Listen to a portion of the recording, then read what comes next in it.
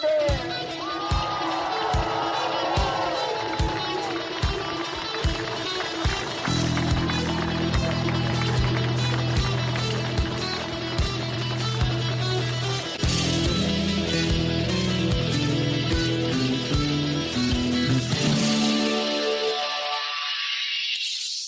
today I am joined by Lucy Owen. Lucy, you're very welcome on to episode 45. Thank you very much for having me. Lucy, you and I have really only got to know each other quite recently. We've linked in with each other on Facebook, and it was on the back, or off the back rather, of one of your posts that I reached out and invited you onto the podcast. Do you remember the post in question? Yes.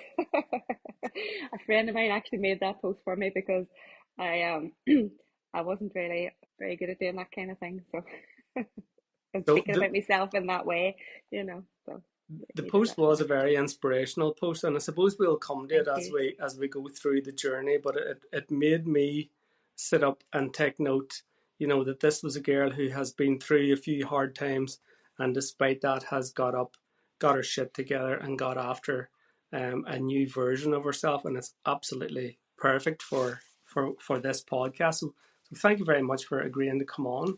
Thank you very much. I actually didn't know if I was worthy enough to come on. No, absolutely are. You tick all the boxes, believe you me. The other box, of course, that you tick as well, which is quite interesting, is that your first ever full distance Ironman was Ironman Ireland in 2023 in Cork, which was the same one I did. So I'm actually very excited about having a wee chat about how you got on the day. Amazing.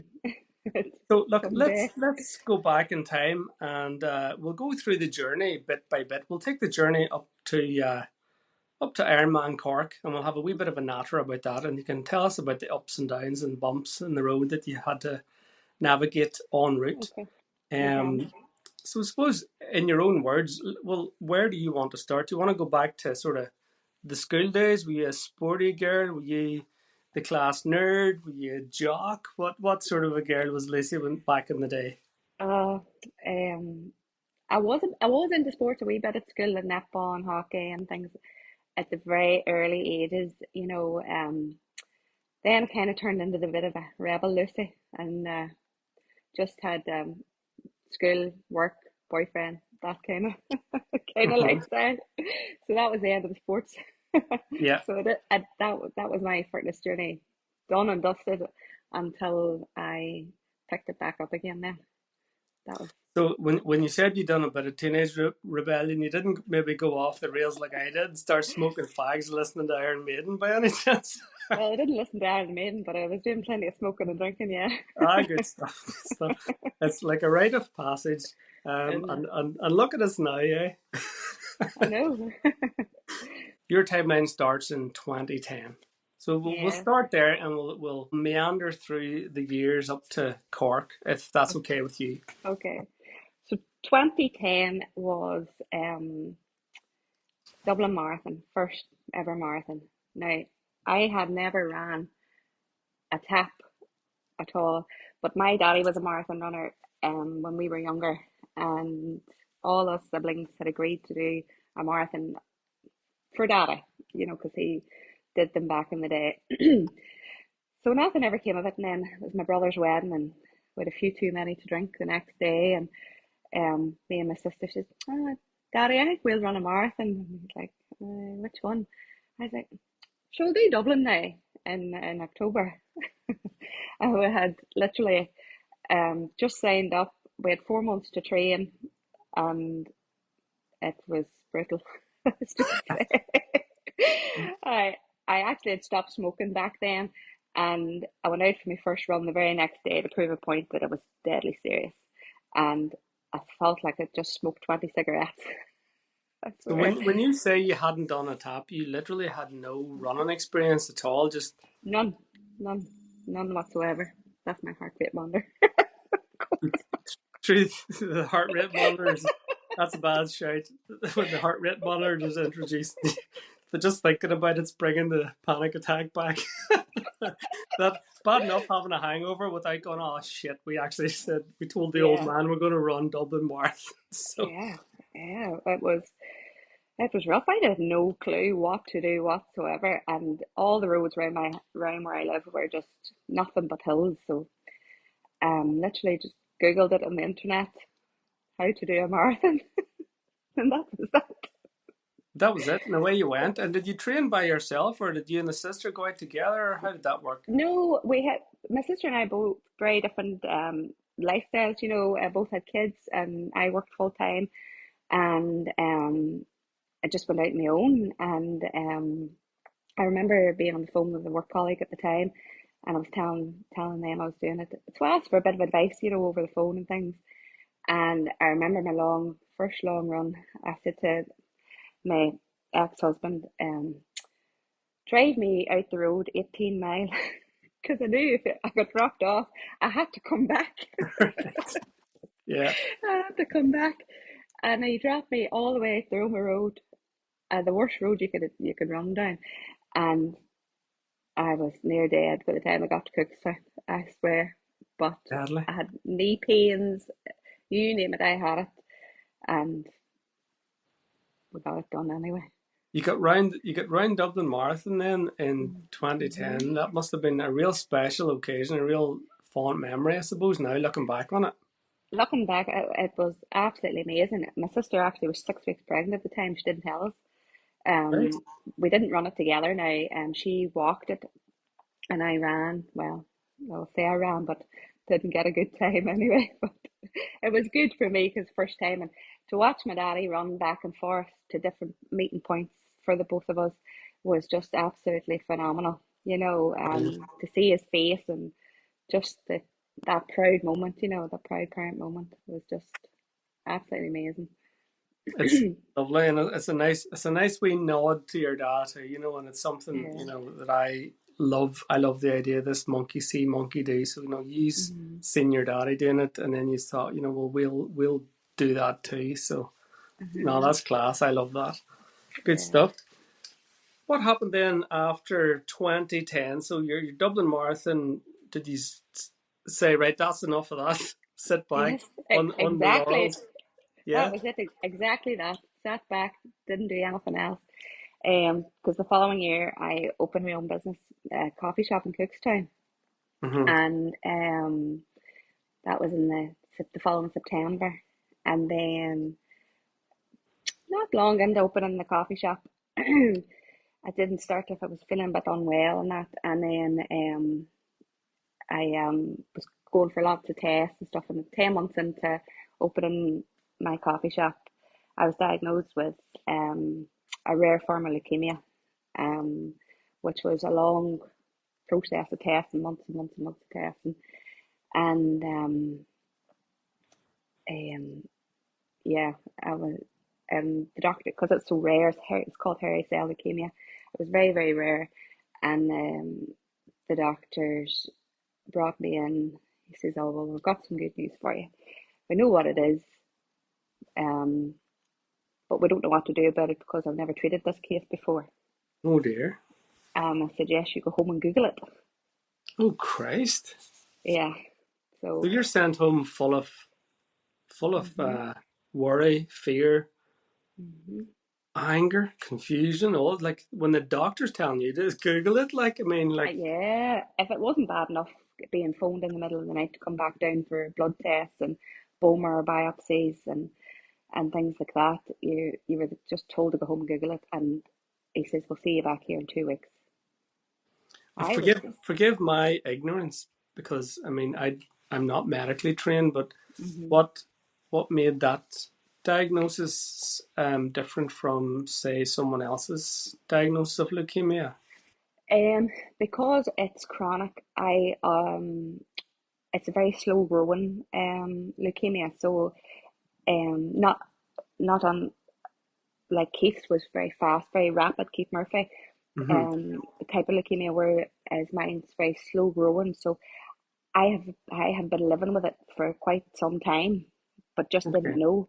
It was only because I was displaying severe symptoms of fatigue, and like I was standing in my coffee shop. I thought I was just stressed out, and I was taking turns, and and couldn't breathe, couldn't get up the stairs. And it wasn't really until I was getting into the car one day and I looked in the mirror and my nose was just bleeding, and I just thought, right, there's something badly wrong here, and was covered in bruises 24/7. And so that's why it was such a long process to get diagnosed, because they were thinking it was all sorts of different things. They actually thought I had lupus at a point, thought I had arthritis, all sorts of nonsense. And then so that's whenever my doctor, he'd never heard of it before. And I've actually only seen one doctor that has ever treated another patient with it since then. Um, and literally go home and Google it. And I just thought my world was going to fall apart, because we didn't know the prognosis of what the next few months, years was going to entail. Um, Obviously I went home to Google it. Don't Google Okay. it. As all, it gives you the worst case scenarios. I remember sitting crying, and my youngest daughter was only 3 years old at the time, and I was like, am I even going to watch these children grow up? You know, Yeah. um, and then it just got so much with information overload. I actually reached out to the Macmillan team to ask for their help, to see could they give me some sort of information as such. Um, and they just told me just to lay off Google, really, basically, and everything was going to be all right. They were very good, and then we went back down 2 weeks later and said, "Oh, you're very lucky. If you're going to get cancer, this is the one you get. This is the one to have." You know, um, so it's all good, basically. Right. Basically. So if you're going to get any type, get this one. They said. I was like, right, that's fair enough.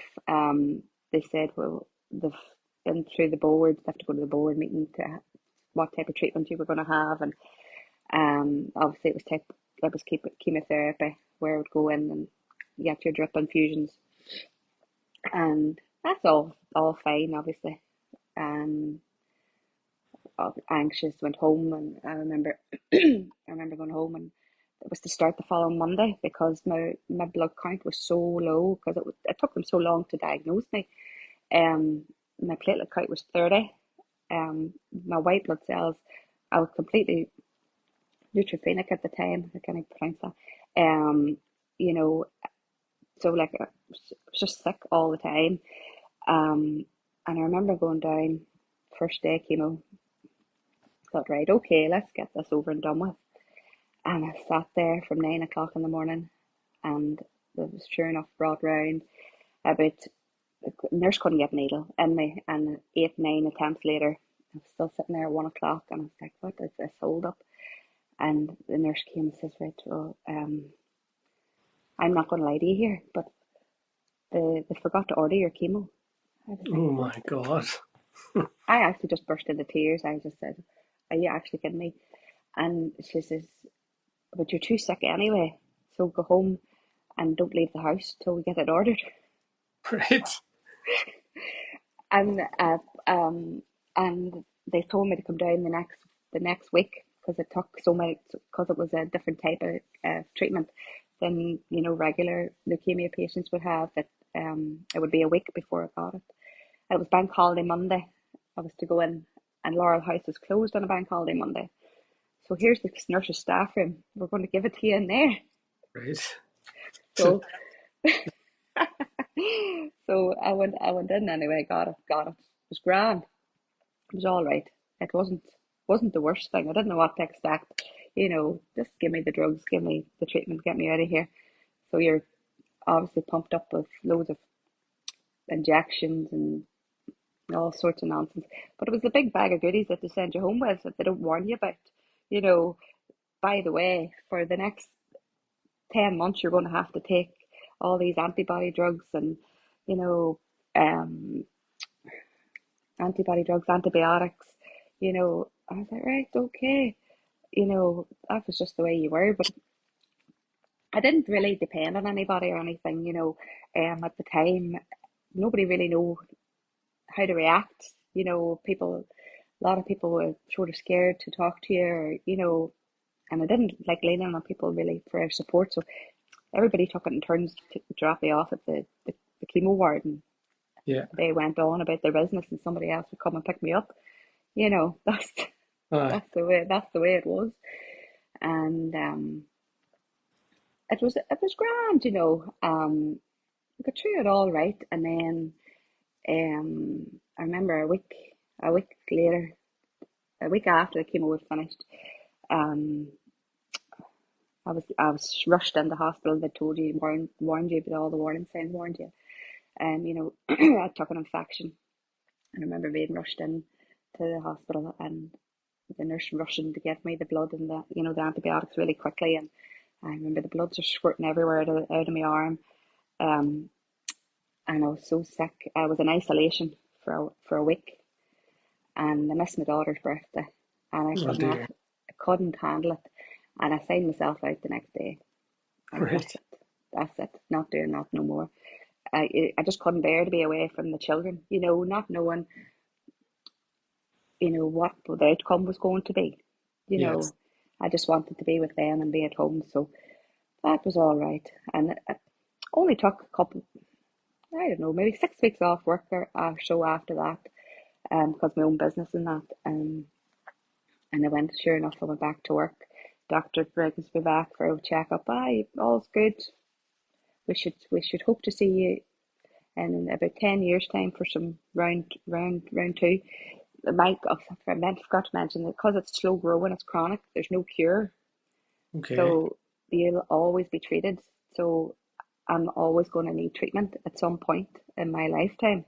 You know, it just depends on how your body is and how quickly you'll need treatment again. You know, you could get a year, you could get 4 years, you could get 10 years. You know, just depends. So, oh, that was all right. And says just look after yourself. Um, be get fit and healthy, and you'll be all right. That's what the doctor said. The doctor said, you know, everything's grand. So every 3 months I get a checkup, and Mm-hmm. that's been the case from day one. Um, and I didn't know what to do. I was like, right, well, I have this business, and I have to get fit and healthy, and not. I wasn't overweight or anything like that. You know, yes, I drank and smoked. Well, I didn't smoke at that time, but I did smoke in my lifetime. But I wasn't unhealthy or anything, you know. So I thought, what much more can I do to get myself healthy? So in the new year, then I joined Dwayne Mallon's boot camp, just literally beside my mummy's house, not even half a mile up the road. It was all women boot camp. I said, all right, okay, I'll just go to this, just down the road. So it's handy enough. Mm-hmm. Well, it was the best thing I ever did in my life, joining this boot camp. Um, I didn't have a circle of friends back then, because I was so involved in becoming a wife and a mother, and you know, a business owner and things. So my circle was very small, and sure enough, when I joined this boot camp, the circle got very wide. Mm-hmm. Yeah. And you know, my best friend now is my best friend from then. Um, and I met some amazing women along the way. And they introduced me to BST, Blood, Sweat and Tears. Mm-hmm. I was like, so they started going on about going to this Blood, Sweat and Tears on a Sunday morning. And I says, what is Blood, Sweat and Tears? And you're like, it's Blood, Sweat and Tears. And I'm like, what the hell is this? So sure enough, they invited me along. And then I realised what the Blood, Sweat and Tears was all about. I think the first It, time you hear blood, sweat, and tears, you're a bit apprehensive. You're probably thinking, well, yeah. Christ, I've been through enough bloody blood, sweat, and tears Oh without no, no. signing up voluntarily. It was the first run. It was actually in Dramana that day, their training Mm-hmm. day, and that is where I met Cara Farquhar, my best friend now, Lisa, and Rachel Tegg, and I can't really remember many. Pedra was there, and a few others back then. That's how I got to know those crazies. Yeah. Um, and that was my first outing with them. So I could, didn't join them obviously, but I showed up every now and then to their Yeah. events, and I absolutely loved it. But the thought of them telling me to jump in that water to your waist, ice cold, and just run through the mud, I was like, "Are you actually kidding me? Are you actually kidding me?" I was like, "No." I was like, "Yes, okay." And it's just so addictive. You just get in and It's you just unreal. And did you do any of the BST 10K events that they held up there in the? not back then. Not back then. I didn't. Um, the odd time I did a BST with my other daughter, just for the crack, you Mhm. know, Yeah. just for the crack. And then I took the girls from work and my sister up to the mud run way out in Asshole to nowhere. Um, who ran it at the time? Oh fella. Was it Run Mucker Run by any chance? Yeah, yeah. One that I, because Run. I went to that, and that's just exactly how I describe it. I have no idea where it was, but it was in the asshole of nowhere. There was a yellow Hi. T-shirt, Yeah, and it I was remember. bogging how just I out of remember county my sister. fields and all. I remember two of the girls got a lift back on a quad because they didn't want to complete it.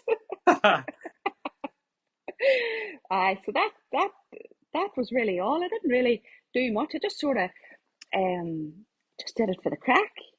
I Aye. wasn't too serious about it. Didn't really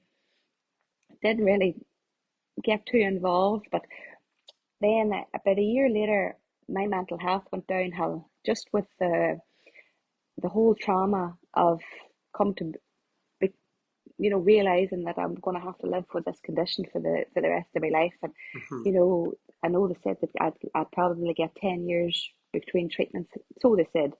Um, but I was getting checkups every 3 months, and it was just this constant worry. Am I going to get Aye. bad news today? And it's every 3 months, so there's this constant torture. And I remember getting prescribed antidepressants, and I I felt like I wanted to jump in the river Mm. at 2 weeks in, and I just said, to hell with that. I threw them in the bin. I went online at work, and I got a personal trainer, and Sean Cummins went to at the time. Um, and I started going once, twice a week. Then it got addictive, and I started going 3, 4 times a week, and I got myself in really, really good shape. Mhm. Um, just lifting weights and just loved this whole adrenaline of the whole thing. So that was taking me into like 2, 3 years, and then kind of get stopped going to him for a wee while, and I was just sort of doing my own thing, jumping in here and there for different wee events and things.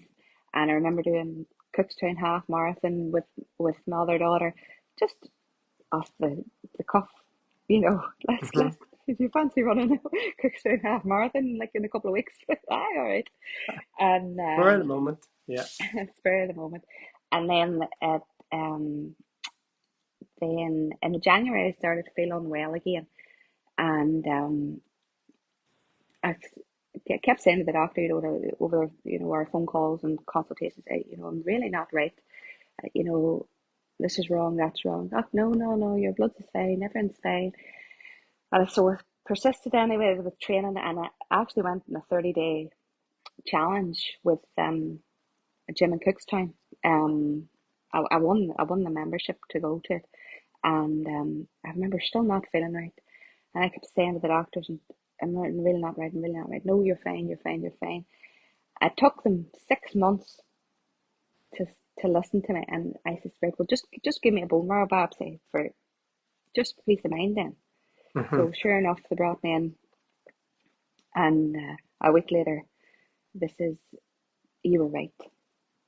Yeah, you need treatment again. I was like, well, I told you that. You know, well, I told you that. But this time, because it was only been 4 years between the two treatments, I had to get um two types of treatment, so which was going to be longer. I was so cross. I was so cross.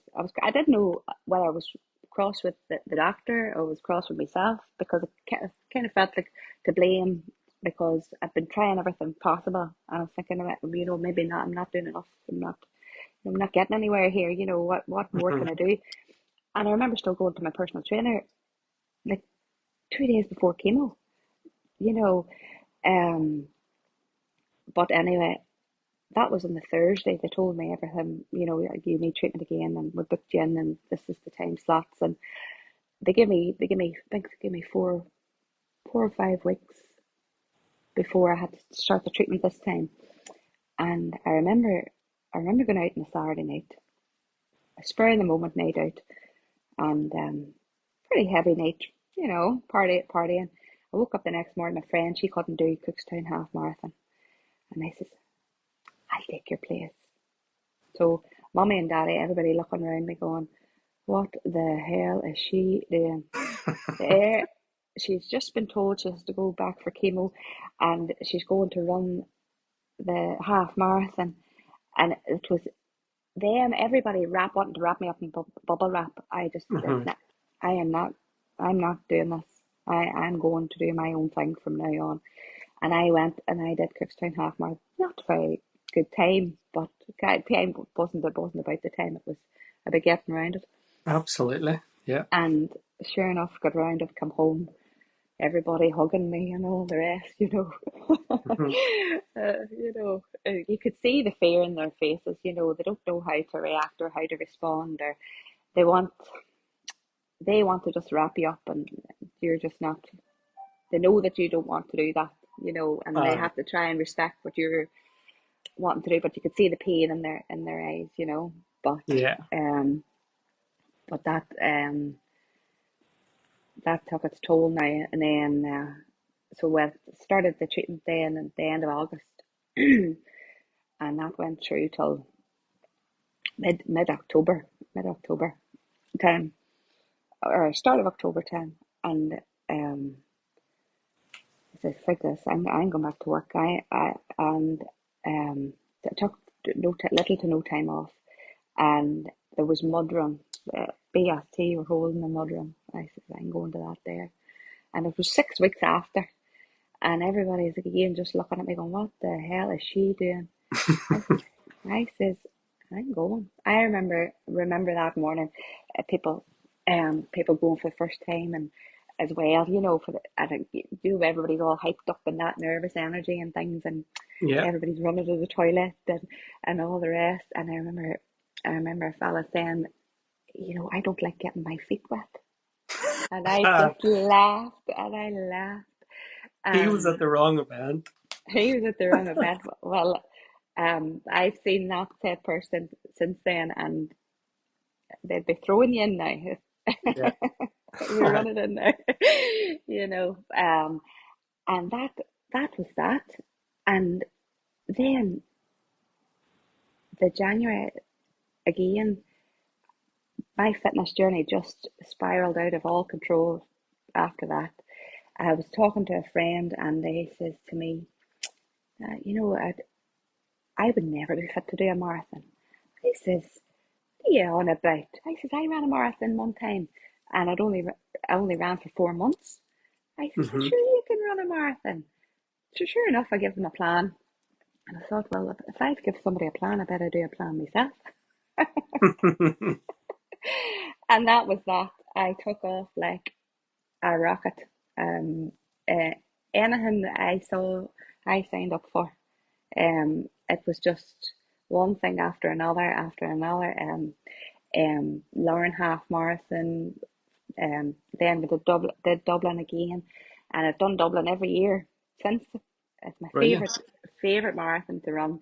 Um, Lots of half marathons along the way, but obviously I still was friendly with Carol Farquhar and the rest of the crew, and I knew about Ironman at this stage. Started to get to Mm-hmm. know, would hear about Ironman. I said, I'm going to do one of them. I didn't really know what it was at all, and I started writing this bucket list as such, as you say, and I said, "I'm going to do one of them." Everybody just laughed at me, and I said, "Well, one day I am going to do one of them." And that was a long time, even before the second round of treatment, that I had thought about doing Ironman. I thought, aye, wouldn't that be pretty epic to say that Mm-hmm. you could do that. Now, I had no notion of doing any ultramarathons or running 100 mile or anything at that point in time. All I ever knew that I wanted was Ironman. I like the idea of this red dot tattoo on the back of your leg, just as proof. I was then getting myself one of them. So my fitness journey just rocketed after my second round of treatment. I says, that's it. I'm not letting this happen to me again in another 4 years' time. I'm going to do absolutely everything within my power to keep myself fit and healthy. And I wanted to prove to my children that, it doesn't matter what is thrown at you. You just got to get up and get on with it. You know, Absolutely. you know, This is a real strong moment for you, mhm, whereby your first and the initial diagnosis was very, very worrying and very mhm, frightening, and what's going to mhm, happen when you've mhm, got a wee bit more of a handle on how this is going to be for you after your mhm, second treatment. You made a choice whereby you thought, I'm not lying down. I'm not going to allow myself to lie down and wait until this waves over me again. I'm getting up. I'm getting on with things. What can mhm. I get at? And you just went after everything. And I Uh, love that. I mean, and yeah, very, very importantly as well, for your family to see you doing that, that must have obviously enabled them maybe to accept your diagnosis a wee bit easier when they're able to see you actually yeah, becoming a, a, a much, much more fitter, dare I say, positive person because of it. Is that yeah. fair to say that? It's fair to say, like, I'm one of the most positive people on the planet now, Mm-hmm. and Yeah. I would not have been like that before. Um, I would have, yes, I would have always been like positive, but not to the extent that I am now. Um, I know that my oldest daughter, she took my diagnosis very hard for the first time round because she was that wee bit older and tried to protect her and sugarcoat it, and that was a big mistake. Mm-hmm. It was a big mistake. So then the children were very, very much involved. The second time round, I didn't tell any lies, didn't sugarcoat anything. If I was going for bloods, they were coming with me. It was just to take that fear away. Yeah. Um, and the more people wanted to wrap me up in cotton wool and bubble wrap, the more I just went on. And I wanted to let the children know, like, it doesn't matter what happens, like anything can be thrown at you. You've just got to find a handle on it. You could get knocked out by a bus tomorrow. I, You I know. love I love the kind of I love the metaphor or the idea that you know I'm just trying to tap in. I'm trying to empathize with the children, and they're Mhm. thinking, mommy's maybe not well again, or mommy's getting on well. But then your message to them is, but where do you see me on the other side of this treatment? Remember what happened after the last one? Where do you see Uh-huh. what's coming? Yeah, And that's class. there is that. There is stages. When I do train very heavily, that and there's lots of times where I do get very fatigued and things. Like there's a tiredness everybody gets, but then there is a different type of tiredness. Leukemia patients get, or any cancer patient would get. It's a different type of fatigue. Mhm. But like people, somebody with fibromyalgia or something. It's an undescribable fatigue, and I do see when the children do get worried, and they would voice that to me. So which is good.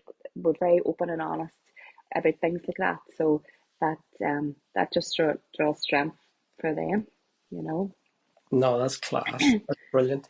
So I kind of sidetracked you a wee bit there, but I just wanted to just touch on that Yeah. while you were going through it, because it it just felt really, really positive. I felt a real positivity Uh-huh. from you, that despite this like dark cloud, that you could have just Hmm. continued to walk under for the rest of your life and got caught up in the poor me and woe is me and Yeah. everything's doom and gloom. You've decided, no, just hold on a wee minute, I'll get this treatment done, Uh-huh. and then I'm coming back. I laugh all the time. I ask my daddy to make me a coffin, and he laughs because my daddy's a joiner. He's a joiner, and I says, "Daddy, just make me a plywood coffin, shove it up in the." roof space there in the shed. That's all I need. He's like, I will not indeed. And he does say that, and then, a lot of regular customers of mine would be saying, oh, you need to slow down, you're doing too much. And I just would look at them and I just say, well, we're all dying. From the minute we're born, we're dying. That's an old I said, An Iron Maiden lyric. That isn't it and strange that as soon as you're born, you're dying. Yeah. I says, I am not going out of this world in pristine condition. I am going out worn out, absolutely worn out. BST, mud runs, hard as oak, ultra marathons, Ironman. You're going out scraped, bang, battered, tattooed, hair all Yeah, over the place, rocking and rolling. yeah. That's the way Class. I'm going. That's the way I'm going. Oh man, Yeah, good yeah. So stuff. eventually, then I bought a bike. Right. I, We're starting to sniff at triathlon here. yeah. Okay, so when did the bike come on the scene? Well, I had never rode a bike before, only for as a as a child. Mhm. We'd never been on a bike.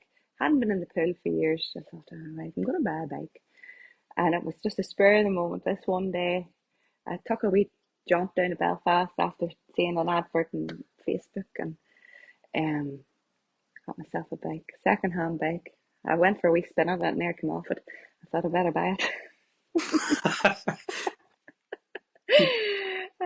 That was when did I buy the bike? That was December 19. Uh-huh. December 19. Didn't ride it right enough. Brought it into the house and stuck it on one of them turbo things you buy. Yes, But it still didn't go on it. it was. It still didn't go on it. It just lay there. The idea was there, but it never happened yet. And I know then plenty of boys that do events and never ride their bike. I know, but I missed a few journeys before that. But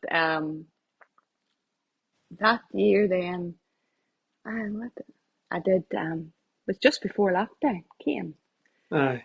and I did well, it wasn't my first ultra now. This was my first proper ultra, but I did an ultra one other day.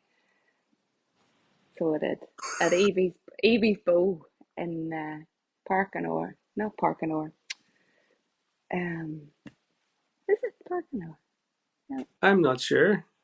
No, Light Up I don't know Park. of the ultra Premier.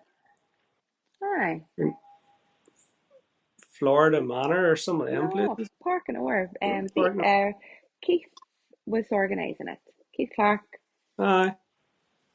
So a friend of mine did an ultra marathon, and I thought, well, I haven't done that yet. So they ran 39 mile this day, and I thought, right, well, screw you, I'm away. That's another line on the bucket list there, just like that. I didn't, because it was what's next. So Uh-huh. they ran 39 miles. So I signed up. I think I signed up for 6 hours or 12 hours or whatever it was. But I ran 39 mile, and that was it. I thought, Brilliant. if you ran 39 mile, I'm running 39 mile. Job That's done. that. Job done. Job done. Then I got the bike after that. And then I thought, right, what's that last one standing? What's that last one standing? And heard about it. 4.2 mile loop every hour on the hour. All right, I'll give that a rattle. And it was up at Castle Ward. Castle Ward. Yes. Um, so sure enough, bags all packed up. Didn't really know what the hell I was doing. Loads of clothes with me. Yes, I thought I was going away for a week holiday. And it was Storm Dennis came, and I was like, well, I've never done one of these before, and it's a Storm Dennis. What I was supposed to do, just do it anyway.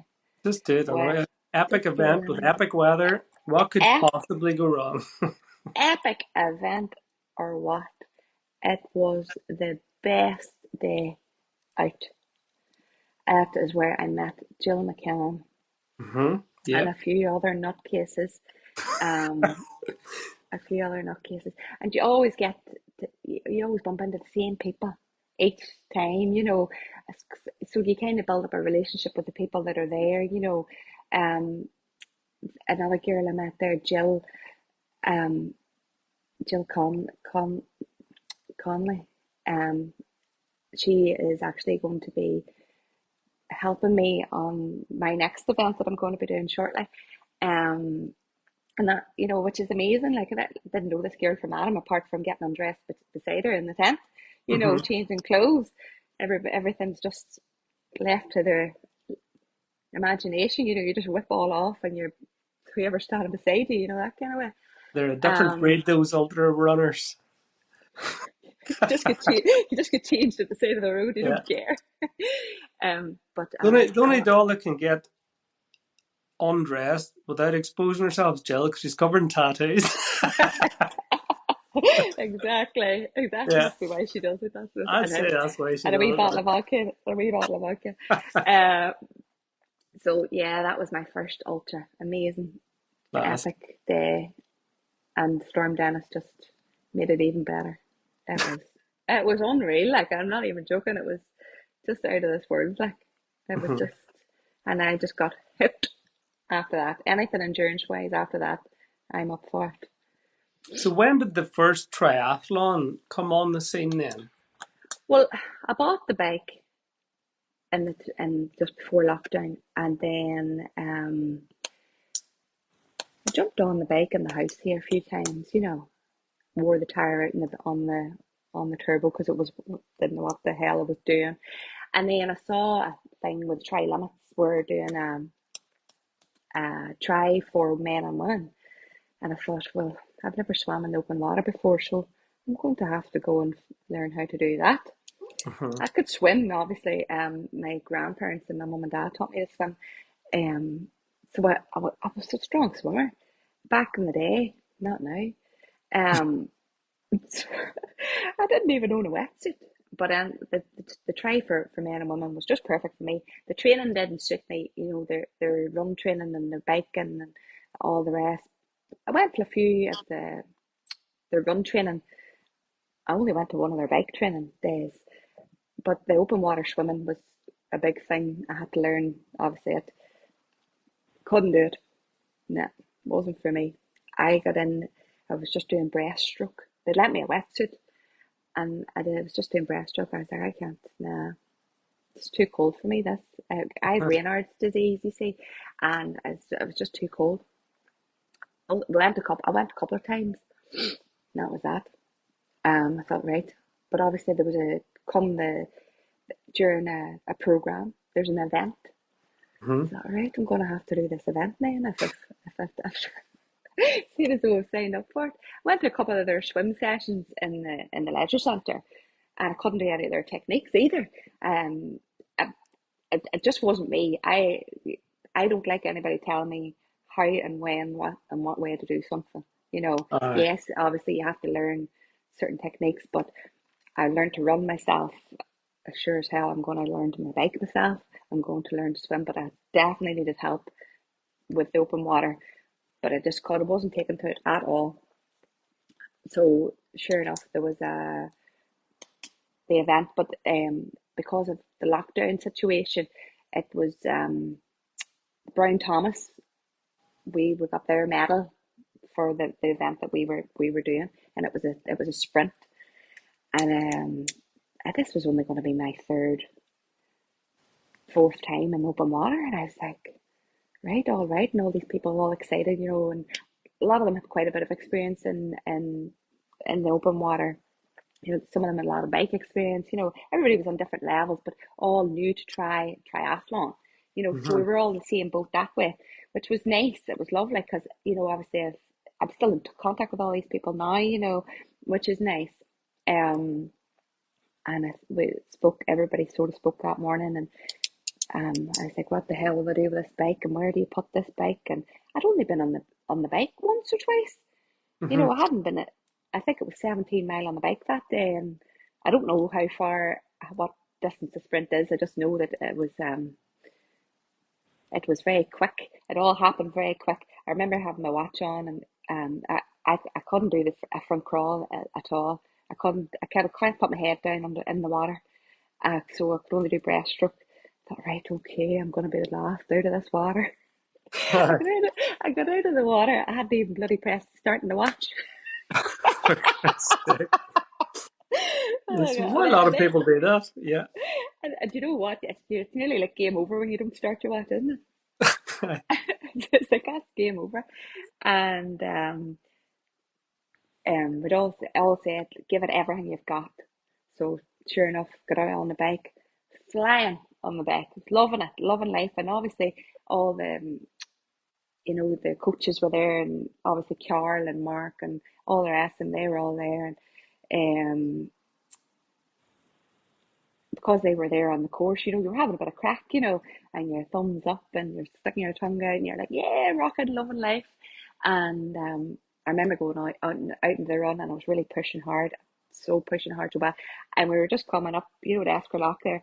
They made you run up the last wee bit, up around past the house. It was a bit of a like a wee tidy incline, but it felt like a lot on the day. Got to the top, thought I'm going to have to stop here, and it was literally the finish line around the corner, and I can't. I'm going to be sick. And I literally crossed the line and ran over to the corner and started throwing up. I swear. And there's action shots of me actually throwing up. That's the sort of action shot you really don't want plastered all over Facebook. But in hindsight, it was the best shot because it was me giving it my all, Yeah. And then I knew after that I could do an Ironman, even though it was only a sprint. So one sprint triathlon, forgot to start the watch, breaststroke, ran around, blew chunks at the end, and thought, right, okay, Ironman, let's go. Ironman, let's go. So I signed up for I never wanted to do a half Ironman or anything, but I got gifted a 100-mile event race, race entry. I got gifted it for Christmas. And I was like, I never said I wanted to run 100 mile. I don't know whether that's a great present or a booby prize. It's a double-edged sword. Thanks. You assume I could do this, and oh fuck, I'm gonna have to do this. So, and a half Ironman was booked because the 100-mile event, half Ironman was booked, but it was postponed for a year, and it just so happened to be that the 100-mile event was 6 weeks after half Ironman. Right. And I was like, well, how are we going to train for both at the same time? And I was like, right, okay. And I was working flat out at the time. My coffee shop had closed a couple of years now. 60 hours a week I was doing, and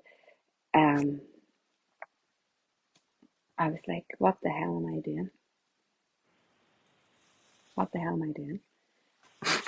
Half Ironman, 100-mile, 6 weeks of each other, and you're like, what the hell? But lockdown happened, so it was all postponed to the following year, and then you didn't know what to do. Mm-hmm. So you just kept training and didn't really train. I didn't really train that much, to be fair, for the half Ironman. I think I'd been on one 50-mile cycle with tri limits for Christmas, and one other 50-mile cycle. And what was the 70.3 that you did do? Cork. I wasn't going anywhere around the world like as much as I would love to, but I couldn't trip the family over there. Too expensive. Even though Cork is expensive itself. But I went down by myself. I don't go to any events with anybody. I go by myself. I don't like spectators or I'm not the support crew type of person. particularly until recently. So at any other finish line apart from my first marathon, you know, and then my first marathon after I got sick, obviously I wanted my daddy there, and that, the first marathon after I got sick, because it was the most important, really. Yeah. Um, so I just drive down, rock up, run, do whatever, drive home again, open a bottle of champagne when I get back, and that's me. But yeah, so half Ironman came. I hadn't done really much more open water swimming, really, because I kept trying and it wasn't really working for me. Splash, went there a few times. I was managing that okay, but um, thought, well, if I can get round this, job's done. I'll be all right. Maybe the Ironman will be settled on me. I maybe not Hmm. want to do a full after this, Yeah. but we're down to Cork anyway, and I hadn't done obviously any other events or anything beforehand.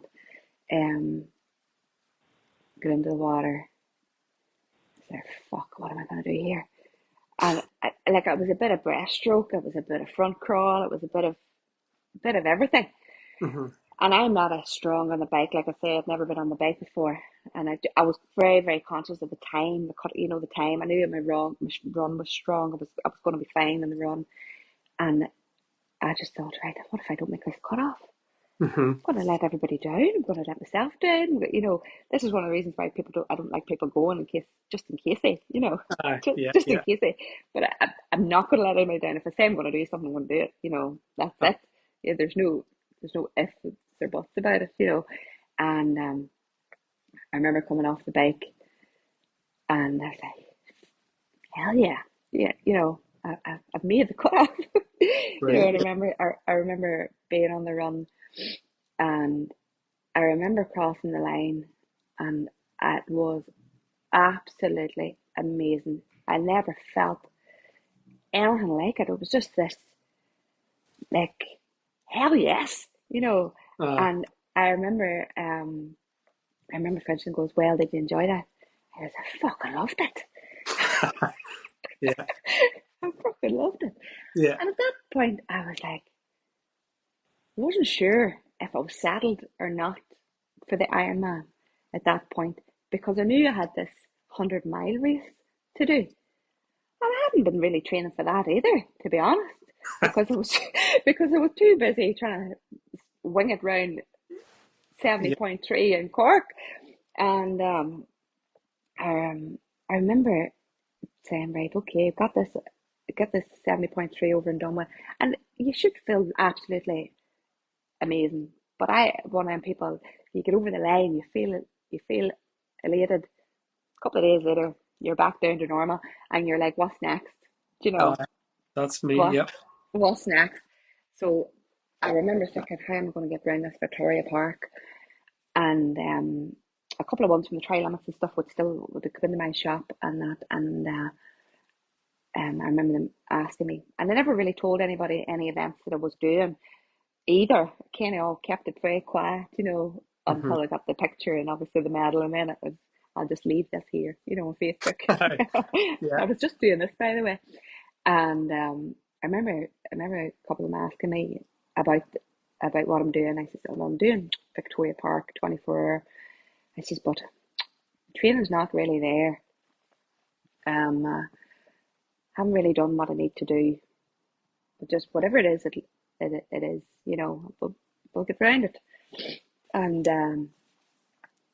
I remember that week it was coming up, and I was out one night midweek.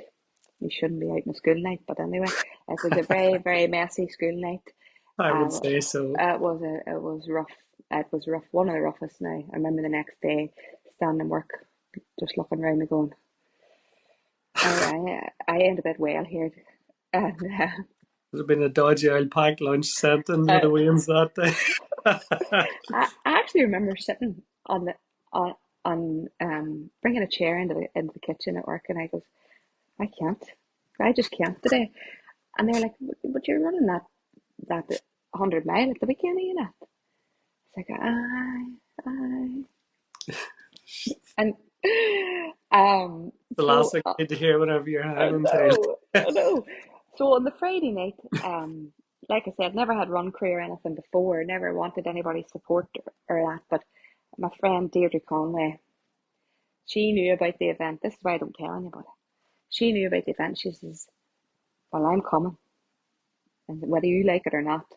And God love her, she came down on the Friday night, and she helped me set up the gazebo. She'd been to all these crazy events before. She knows everybody.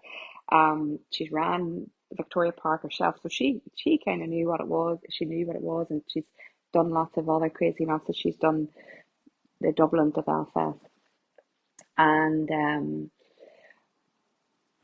I remember she helped me set up and all. And then the next morning, I got down, and she rocked up, and she got herself and her wee dog, hopped herself up in a wee chair in a wee corner. Don't you have everything sorted for you? And anything you need, I'll be here. And I was like, right, okay. I'm not too sure how I feel about this, but all right.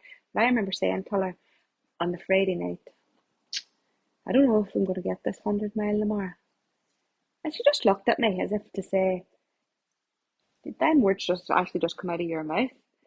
Because she knew that anything, if I say I'm going to do something, I'm doing it, and that's it, you know. And I said, well, all right then. So the next morning, I says, seeing a couple of friends that morning, I goes, we're getting 100 mile today. Yeah. And they just looked at me and they went, no, we're not. I goes, I'm telling you now, 100 mile is getting done today. And Plan A is in full swing. plan A is in full swing. I says, this is my plan. I'm going to run to 70 mile. When I get to 70 mile, I'm going to reassess the situation and see what the plan to get to the next 30 is going to be. I said, Mm-hmm. well, I'm going to have a time that, from the 70 mile on, I had it timed to perfection, that I was able to run, walk, at what pace I needed to walk at, everything was just timed to perfection. And, and obviously, very difficult event, Mm-hmm. the steel underneath the ground at the night time and everything, it was shining. But just the support that's there on the event on the day, I'd never felt anything like it, do you know? Mm-hmm. Yeah. Um, and that's what got you around that day. It wasn't, it wasn't your training. It was obviously your mental strength. It is your mental strength that gets you around 100 mile, running 100 mile. But it was the support, Aye. around you. And I remember a fella, Rob McBride from Run Club. And I never seen him before in my life. He was there with his his running club, um, and he at night time you were running past his tent, and he was obviously support crew for his club, and you were maybe running along with a couple other people, and you were all the same pace the whole time, and he just stood there as firm and as it reminded me of my dad, and he just kept going, teamwork, teamwork, every time you went past, every time without Mm-hmm. fail, all them hours through the night, you know, and you just remember, why you're there, Yeah. and it was just that, he was just like a rock, like a solid rock, teamwork, teamwork, and I'd Yeah. never heard this before, and sure enough, I says to Deirdre, make sure you got the camera out in the next lap. And she just says, is that your 100 mile? I was like, yep. Brilliant. And I remember getting 100 mile at the 100 mile point, and a couple other people hadn't got it on their watch at that Mm-hmm. point. The way watches are a wee bit odd. Yeah. So I had to go to the finish line to get, Yeah. to the checkpoint Uh-huh. to make sure everybody had got their 100 mile. And I mean, it was epic. And That's unreal. I thought, after the thought after that, nothing else could compare. But when the 100 mile was hit, I did not stay for another lap. But I know I wasn't continuing for the 24 hours. That was me job No, done. I'm going home. no. Came here for the ton. That's done. Ways go. Good Uh, luck to you. and I thought nothing would top that. And ending an ad and had nothing booked. And I says, right, that's it. Signing up for Cork. I'm the full thing. Gonna do this. And obviously I had to speak to the children first. I had to explain the process of what that Mhm. looked like to the family. You know, I'm a single parent, so I had to explain what that looked like and the commitment that was involved. You know, obviously they were very 100% behind me, 100%. Mhm. Um, and I was at that point I was working 60 hours a week, and I was thinking, right, how am I going to do these long bike rides? You know, me working 5 a.m. in the morning, you know, not getting home to maybe 4 o'clock in the afternoon and whatever. And I was like, right, gotta get my bloods checked here first a couple of times. Get a quick MOT, see how the old. Get a quick MOT. Um, and as the plan went on, I got the plan wrote out on I'm old school. I'll print a calendar and put it in the fridge with 4 hours on the bike, or I'm riding 80 miles today. This is going to take mummy this long of time. Mummy's going to be running for 2 hours on this day, and so they Yeah. knew if I'm mummy's on the turbo for 30 mile, she will be there for Aye. however length of time I'll be there for. That's how detailed it was to the kids, you know. And I remember I have carpal tunnel in the arms, and I remember being on the bike about 8 mile and the tears just running down my face, and I thought, how the hell am I going to run, swim, and bike when I can't even hold on to these bloody handlebars? It didn't really affect me when I was doing the 15 mile, but you know, then as it was starting to do a bit more, it was really starting to affect me for short distances and things like that. Mhm. And I actually contemplated just phoning my dad to come with the van and come and lift me up and get me off the bike, you know, many times. But I still wasn't able to master this swimming in the sea at all. Um, and I would go down to the sea, and I could maybe spend 20 minutes in. That was it. I just could not put my head in the water. And there was a couple of days where the rainards would have got really bad, and I literally would be standing like a frozen, like just like a block of ice, just in the water and not fit to move. Right. Um, and so I just get out as long as I got in for 10, 15 minutes. I didn't care about that, anything else. I got in Yeah. and I got out, and then I got on the bike and I would cycle, and then I'd maybe do 3 or 5 mile run off the bike, you know.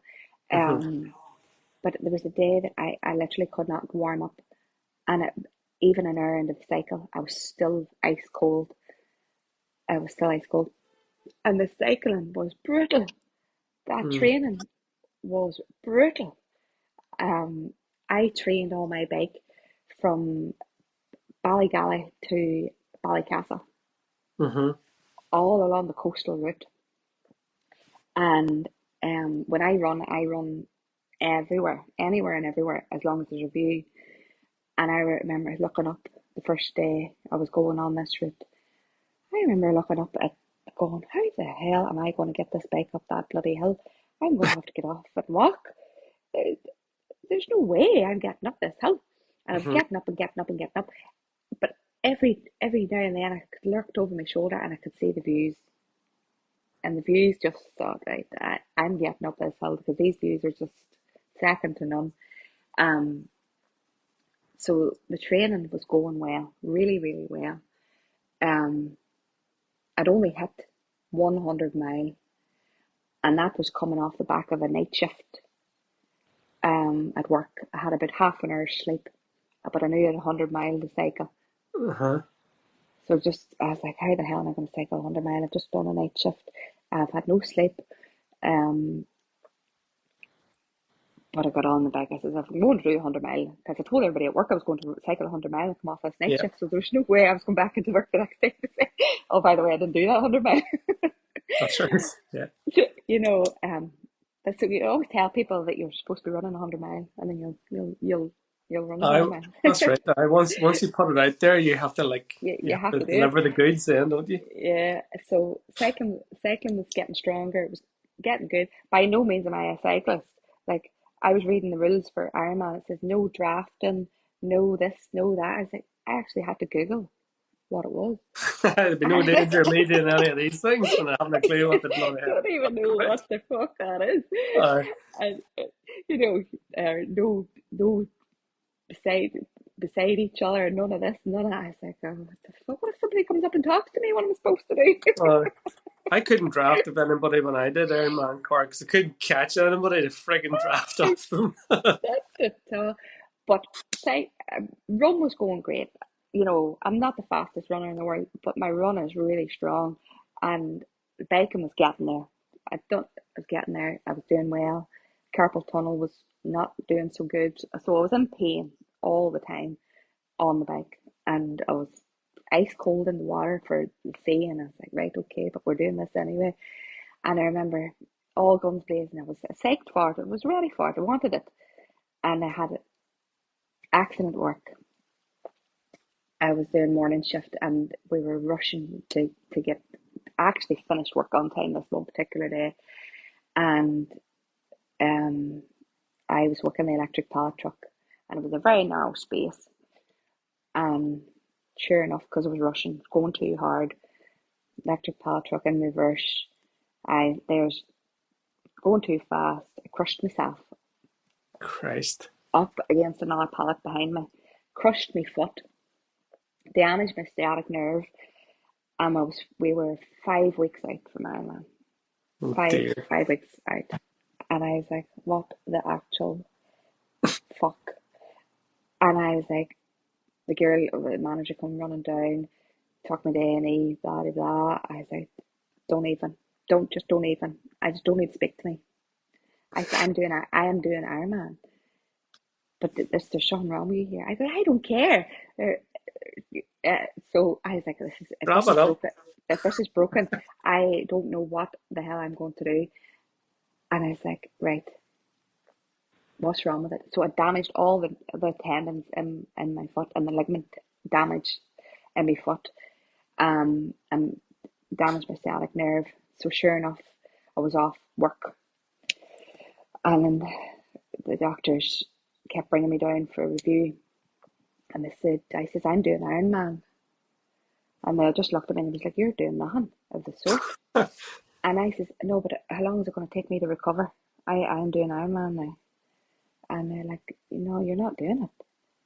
And the doctor actually sat there and typed a note out and handed it to me and says, that's to give to the Ironman to tell them why you're not doing it. And I would come home, and everybody was on the phone to me saying, well, what are you going to do? That's you out now, isn't it? And the more people were telling me this, I was getting really upset. I was crying my eyes out. I was getting really annoyed. I was actually getting so fucked off. I was like, don't even tell me what I haven't decided yet. And I was like, obviously I'm not going to be able to do this. And the doctor says, if you run on that foot, you're going to end up with stress fractures, and you might not be fit to walk properly again. Right. And I was like, right. So my best friend called the house, and I'd just not long home from the hospital, and she looked at me and she says, what? I handed her the letter, and she read it, and she goes, you're going to do it anyway, aren't you? I goes, yeah, I'm not going to tell you any lies. I'm going to do it. So told everybody I'm still doing it. I was off work. Obviously, I wasn't even fit to get my steel toe cap shoe on my foot. And I thought, right, well, I can't do Ironman and be off work. So, or I'll get the fucking sack. So, Aye. so I had to go back to work. I think I took about 2.5 weeks off work, and I went back to work. And this is right. Well, sit in the till, sit in the till, and you'll be grand, sit in the till. Well, I lost the will to live. Let me tell you, sitting on the fucking till, and obviously I wasn't allowed in the shop floor because couldn't get my steel toe cap shoes on, Yeah, yeah. and so another week passed, and I just thought, right, well, how am I going to do this Ironman? I'm not allowed to run. I can just about put my head in the water for the swim. I've only cycled once, maybe twice, 100 miles. What the fuck am I going to do? So I was on the bike in the house, and I was the carpal tunnel was very bad in the house, obviously as well, and I kept getting pins and needles in my feet, on the turbo, and I knew I had to keep everyone strong because my foot wasn't in functioning, and I was like, right, well, what am I going to do? So I just had to just reevaluate, sit down, reevaluate. I said, right, I did half Ironman. What time did you do your bike? I literally had to sit there and calculate how fast I had to swim, how fast I had to cycle to make all these cut-off times to give me, and to figure out how long would I need to get around this run, so I Uh-huh. would make this cut-off time. And I was like, right, if you can, because my bike isn't strong, and I was just about made the cut-off for half, I think, for the bike, and I was like, right, I know the bike's going to take me a long time, so you're going to have to get out of that water pretty fast, and I don't swim that well in the sea, so I just had to just say, right, Lucy, you're just going to have to do a run. You're not going to be able to run. You're going to have to walk. How fast do you have to walk? And just timed it how fast I had to walk, and said, right, I'm going to give it my best shot. There's no way I'm not doing this. I'm just going to have to give it my best shot. And everybody was just looking at me like, what are you doing? And Mm-hmm. so I was fit to get my shoe on, eventually, and go back to work. Um, I think I was only back at work a week and a half properly with my shoes on, um, before I went. And I went down, myself all sorted out. And as you know, it was a storm. Storm Betty came in and slapped us all around the face while we were sleeping, while we were trying to sleep. Christ. uh, um, You must have been having kittens thinking about the swim, given your circumstances, the way you've explained it up to now, uh-huh, with not putting your head in the water, not really being a strong swimmer, not particularly looking forward to the swim. no. What did you think when you were standing on the promenade looking at what was Well, absolute well, at chaos? first, Like, at first I thought, I remember somebody saying, if they cut the swim, does that mean we're not full Ironman? I goes, no. fucking rule that out straight away. I goes, No, no. no, here, hold on a I minute. goes, no, No, no, we're not. We're we'll not. debate, we'll debate this Well, afterwards. I says, we'll have to come back and do it again, is what I said. And then they were like, I remember the crowd and everybody's talking to each other, and going, what the actual fuck is going on? Is this going ahead? Is it not going ahead? And that was, you know, I was nearly laughing, because it was getting to the point where, is this actually happening? Like, are we doing this? Are we not doing it? Or is where's the swim now changed to? Because do you remember they kept moving the The the boys, the boys yeah, uh-huh. back and forth, and you were like, what is going on? Nobody had a clue, and people were obviously talking amongst themselves. Are you going to get in? Are you not getting in? Or I remember going, I'm fucking getting in. I've come here to do Ironman, and I'm getting in. Oh, I, yeah. Absolutely. Are you sure? Are you sure? Why? I'm getting in. I'm here. Yeah, You might not get me here again. I'm getting in. Took me I five and a didn't. half hours to drive here. I'm not going to come down here and not start the bloody thing. Like, I've, I've, I've trained all that training. I've driven that far. I've come with an injury. I could have sat at my ass at home. yeah. There's no way I am not getting into that water, no matter what, no matter what. And when I was in the water, do you remember they were moving the boys again? Uh-huh. And but anyway, we got into the water. That was it.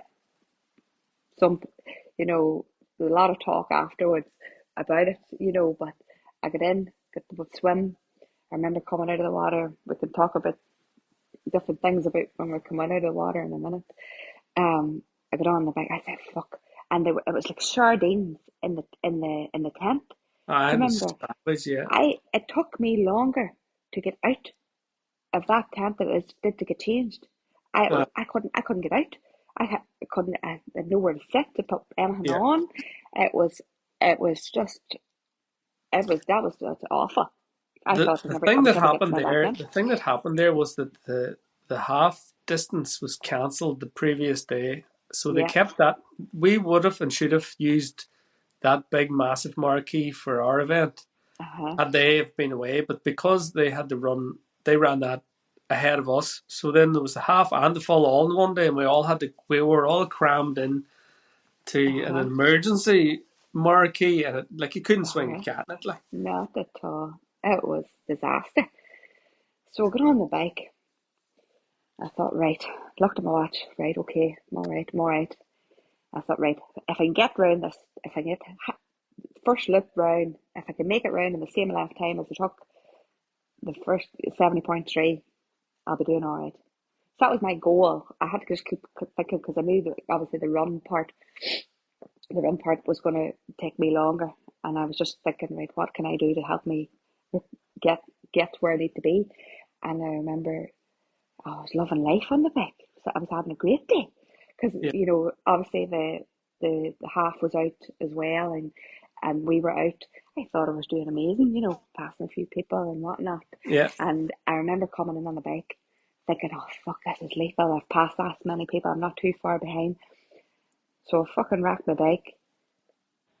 Well, there was hardly a bloody rack left. Anyway, I must have been that slow coming. It must have been so slow.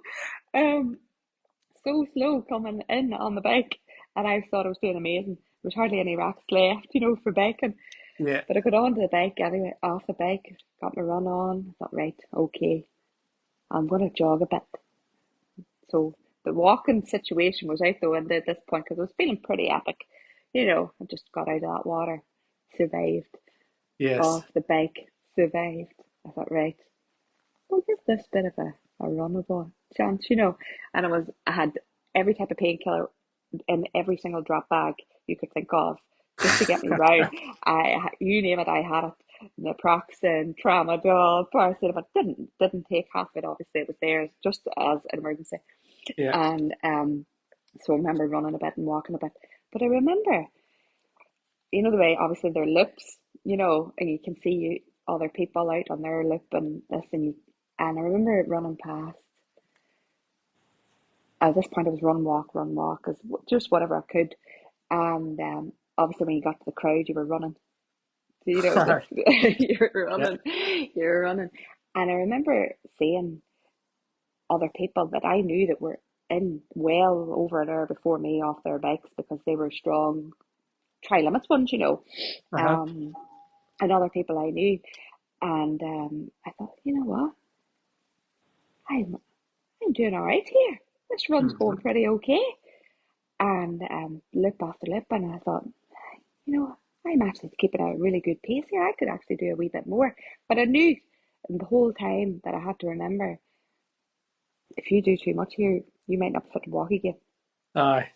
you Yeah. know. And that was always in the back I of know my that. head the whole time. It was in the back of my head. If you don't listen, you're gonna maybe not walk again after this. Aye. And I You're thought, already kind of rolling the dice as it was, like so. I was chancing it, and but anyway, so I was picking it up, and every time I saw some of the ones that um from Tri Limits or whatever, friends had met along the way that were in the crowd cheering, and I remember always picking the pace up and doing a good bit when you were there, around those areas, you know, in the town and that. And I remember these two women, and they were they were in the same position. Didn't know these people, obviously. Same place the whole time. You were just coming back in from the roundabout, back Uh-huh. in round, and they were in that one spot. And I remember on my last lip, I started crying because I thought, I'm gonna fucking make this. I am actually gonna do this. And Uh-huh. these two women, they were like, "Are you okay? Is there somebody waiting for you at the finish line? Can we call somebody for you?" And I went, "No, there's nobody at the finish line for me." I goes, "I'm gonna be a fucking Ironman." You all totally emotional and all, yeah. Emotional, crying me fucking eyeballs out, and I still had to run on in yet, and that was just so funny. It was these two women like, and I just me bawling my eyes out. I was just like, and I just at that point I just knew that I'd got this in the bag. Like that Yeah. was it, and I didn't cry when I crossed the line. Now I thought I would have had more emotion coming over the line, to be honest, and I could come over the line, and I just thought, I am an Ironman. I have just nailed this shit. Yes. Brilliant. Oh, it was epic, like epic. But There's you still, nothing like it. the but it's surreal, and you don't really take it in, you know, for a long time after even.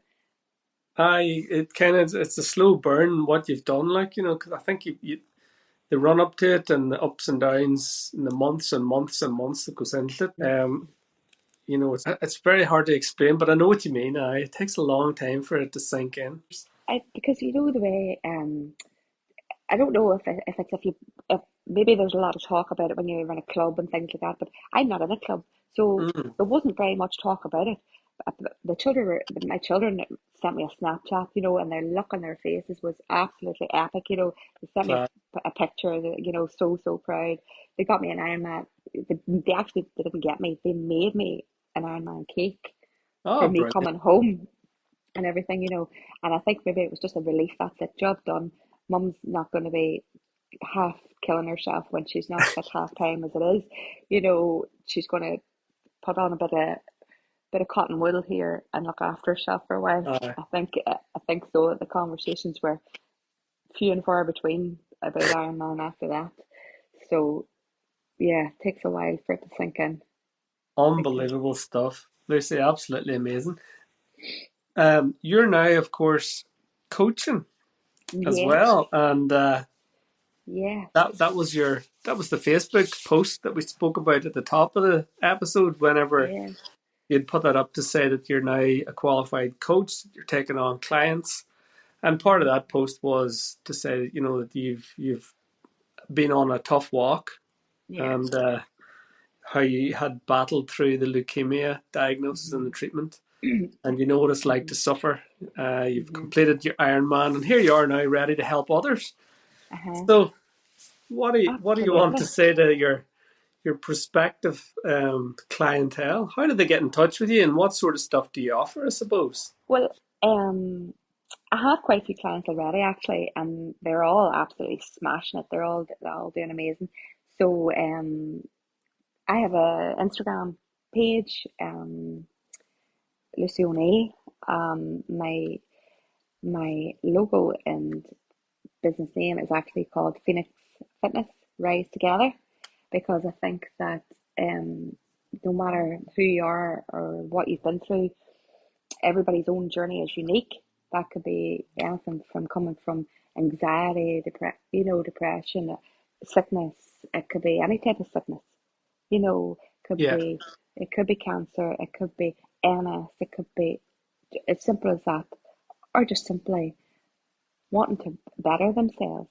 You know, and I'm there to support them in the best way I can, and I'm fully engaged and want to help everybody on their own journey. You know, 100% I'm there behind you, every step of the way. You know, I think it's very special to be able to see people grow within themselves, you know, and help them see what's achievable. You Mm-hmm. know, that nothing else in life throws at you. You know, there's nothing that you can't overcome, but the right support behind you. There's Absolutely. absolutely, you know, there's nothing, you know, if anybody says to you, "Oh, I could never do that," there's no such word as can't. You know, my granny taught me that from a very young age. There's no such word as can't. Mm-hmm. So, you know, it's just not there in the vocabulary. You know, and I'm here to show people that is the case. You Well, know, no better woman. And you are, of course, the proverbial phoenix yourself. So, inspirational name, cool name. I like that. I'll pop a wee link to your Instagram and whatever other contacts at the description with the podcast. Just before you go, what's 2025 looking like for you? What's in the pipeline? well, a few things have just changed recently. I'm training for um the Northern 100, Okay. which is raced from Ballintoy to Gorchin, Uh-huh. over the Ulster Way. I actually wasn't supposed to be doing it, but because I had abdominal surgery, I had a hysterectomy there at the end of November, Okay. so I wasn't medically I wasn't allowed to be even entering. But Sure. I heard a few other people were doing it, and I thought, well, you ain't getting it before me, so so that's how that came about. And then um I'm gonna pace the sister maybe if she allows me in Belfast, and Oh, brilliant. then I'm gonna aim for a PB for myself later in the year for Dublin. Yeah, Absolutely and amazing. then focus on my clients in the meantime. So Great stuff. yeah, Lucy, look, continued success with your coaching. thank you very much. I wish you all the very best health wise. Hopefully, you'll get through the rest of the year without any big hurdles that have to overcome Oh, again. here it's just a walk in the park now. You know, I know what I have to face, and that's just it. You know. Well, here you look after yourself, look after Thank those around you, and thank you very, very much for coming on to the podcast. Really Thank you appreciate very it. much. Thoroughly enjoyed the chat. Thank you very much. Thank you.